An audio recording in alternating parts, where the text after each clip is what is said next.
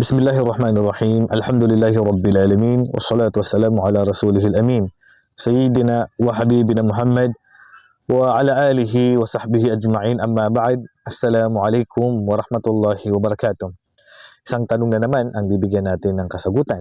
At ito po ay kung tanggap ba ang fasting ng taong hindi nagsasala? Ika nga, hindi nagsasagawa ng obligadong sala. Hindi nagsuzuhur, hindi nag-aasar, o 5 obligadong sala. Tanggap ba ang kanyang fasting? So ito po ay pinagkaruunan ng opinion ng ating mga ulama. So ang pag-iwan po kasi ng sala ay dahati po yan sa dalawa. Hunaka man taraka salata juhudan li ujubi sala. So mayroong nag-iwan ng sala na ang paniniwala niya ay hindi obligado ang sala. So kapag iniwanan niya ang sala na naniniwala siya na ang sala ay hindi obligado, so labas siya sa Islam. So kapag labas siya sa Islam, so hindi na matatanggap ang ibang mga mabubuting gawa niya. Hindi tanggap ang hajj niya, hindi tanggap ang fasting niya, at iba pang mga pagsamba niya. Hindi tanggap. Kasi bakit? Kasi napalabas na po siya sa Islam. Ito po ang pangalawa, at which is ito po ang pinakamarami sa mga kapatid natin, ay ang nag-iwan ng sala dahil sa katamaran. Ika nga, hindi nagsasala, pero alam niya na obligado ang sala. Pero hindi pa rin nagsala kasi nga tamad. Pero naniniwala siya na ang sala ay utos ng Allah at ito ay obligado, pero tamad lang talaga. Kaya hindi niya isinasagaw ang sala. So dito po, nagkaroon ng opinion ng ating mga ulama tungkol sa taong ganito ang kanyang gawain. So ang pananaw po ng karamihan sa mga ulama ay hindi pa naman siya kafir. At dito rin ako sumasang-ayon. Ibig sabihin, tanggap pa rin ang kanyang fasting, pero malaking kasalanan po ang kanyang nagawa kasi iniwanan po niya ang isa po sa haligi ng Islam.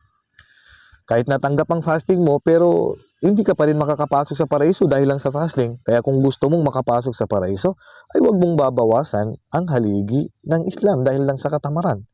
Kaya isagawa pa rin natin, isabuhay pa rin natin ang obligadong sala, kasi po mga kapatid, ang obligadong sala po ay unang-unang itatanong po sa atin ng Allah subhanahu wa ta'ala sa kabilang buhay. Sabi ng propeta sallallahu alaihi wasallam, inna awwala ma yuhasabu bihi al-'abdu yawmal qiyamati as-salah, fa in saluhat saluha sa'iru amalihi, wa in fasadat fasada sa'iru amalihi. Ang unang-unang itatanong sa atin, unang-unang checkpoint na pagtatanungan o itatanong sa tao sa kanyang mga gawain ay ang sala. Na kapag tinanggap yung sala mo, tanggap lahat ng gawa. Pag hindi tinanggap ang sala mo, hindi tanggap ang ibang gawa mo.